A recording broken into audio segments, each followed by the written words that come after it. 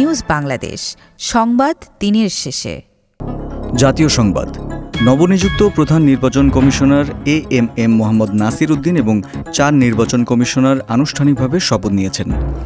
Supreme কোর্টের জাজেস লাউঞ্জে তাদের শপথ পাঠ করান প্রধান বিচারপতি ড. সৈয়দ রেফাত আহমেদ। এর আগে শপথ নিতে আজ দুপুরের দিকে সুপ্রিম কোর্ট প্রাঙ্গণে আসেন CEC সহ 4 নির্বাচন কমিশনার। পরে আনুষ্ঠানিকতা শেষে প্রথমে নতুন CEC-কে শপথ পাঠ করান প্রধান বিচারপতি। এরপর শপথ নেন 4 নির্বাচন কমিশনার। 4টি BCS-এর মাধ্যমে মোট 18,149 জনকে নিয়োগ দেবে সরকার। এর মধ্যে ক্যাডার পদে 12,710 জন এবং নন ক্যাডারে 5,439 জন। আজ সচিবালয়ে জনপ্রশাসন মন্ত্রণালয়ের সিনিয়র সচিব মোহাম্মদ মুখলেসুর রহমান এক সংবাদ সম্মেলনে এ তথ্য জানান।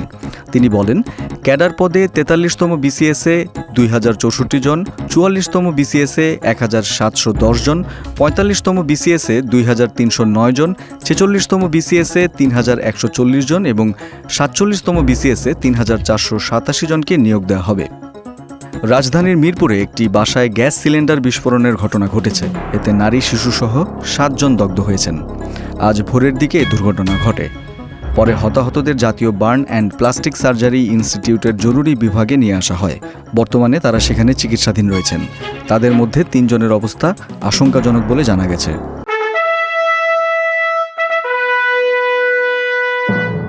রাজনীতির সংবাদ। বৈষম্য বিরোধী ছাত্র আন্দোলনের কেন্দ্রীয় নির্বাহী কমিটির প্রথম সভা অনুষ্ঠিত হয়েছে। সভায় সংগঠনের ভবিষ্যৎ রূপরেখা কেমন হবে তা নিয়ে কথা হয়েছে। পাশাপাশি কোনো প্রতিবন্ধকতা এলে সেটি মোকাবেলায় করণীয় কী সেটিও আলোচনায় এসেছে। রাজধানীর বাংলা মোটরের বৈষম্য বিরোধী ছাত্র আন্দোলনের কেন্দ্রীয় কার্যালয়ে এই সভা হয়। কেন্দ্রীয় নির্বাহী কমিটির 18 সদস্যের মধ্যে 16 জন সভায় অংশ নেন। প্রথম সভায় মূলত বৈষম্য বিরোধী ছাত্র আন্দোলনের ভবিষ্যৎ রূপরেখা নির্ধারণ ও সাংগঠনিক বিস্তার, সদস্যদের মধ্যে সমন্বয় এবং বিভিন্ন প্রতিবন্ধকতা মোকাবেলায় করণীয় নিয়ে আলোচনা হয়েছে বলে জানা গেছে।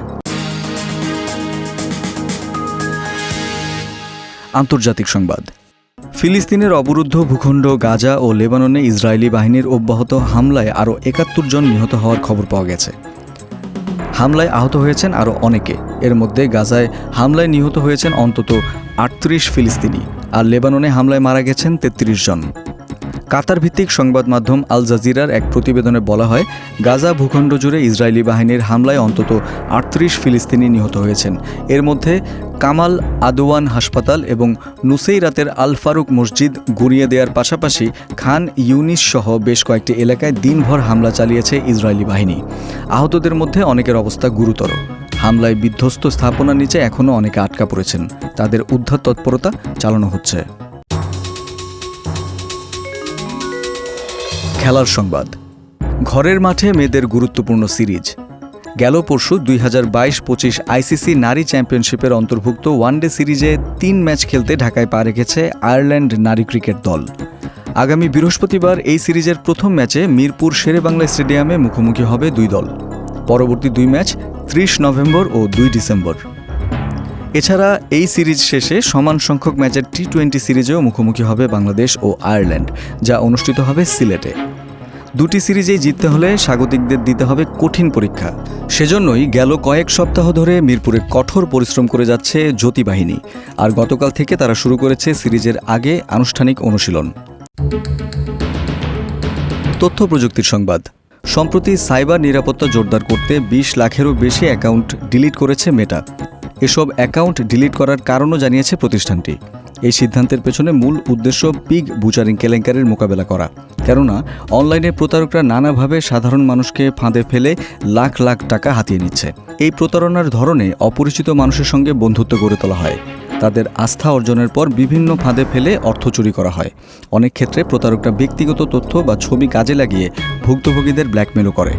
মেটা জানিয়েছে 2023 সালের রিপোর্ট অনুযায়ী অন্তত 3 লাখ মানুষ এই প্রতারণার শিকার হয়ে $64 বিলিয়ন হারিয়েছে। তদন্তে জানা যায় কম্বোডিয়া, লাওস ও মিয়ানমারের একটি বিশাল চক্র এই অপরাধে লিপ্ত।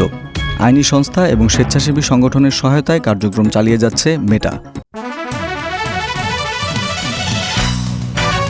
সংস্কৃতি বিনোদন। নন্দিত নির্মাতা গিয়াসউদ্দিন সেলিম পরিচালিত কাজল রেখা সিনেমার নাম ভূমিকায় অভিনয় করেছেন মন্দিরা চক্রবর্তী। অভিষেক করা সিনেমা দিয়ে জয় করে নিয়েছেন দর্শকদের হৃদয়, পেয়েছেন প্রশংসা।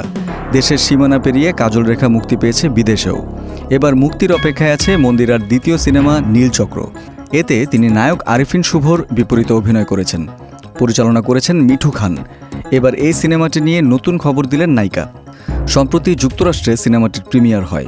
লাস ভেগাসের আমেরিকান ফিল্ম মার্কেটে সিনেমার প্রিমিয়ারে এই সিনেমায় সংশ্লিষ্ট অনেকেই উপস্থিত ছিলেন। দর্শক, এই ছিল আজকের নিউজ বাংলাদেশ সংবাদ দিনের শেষে আয়োজন।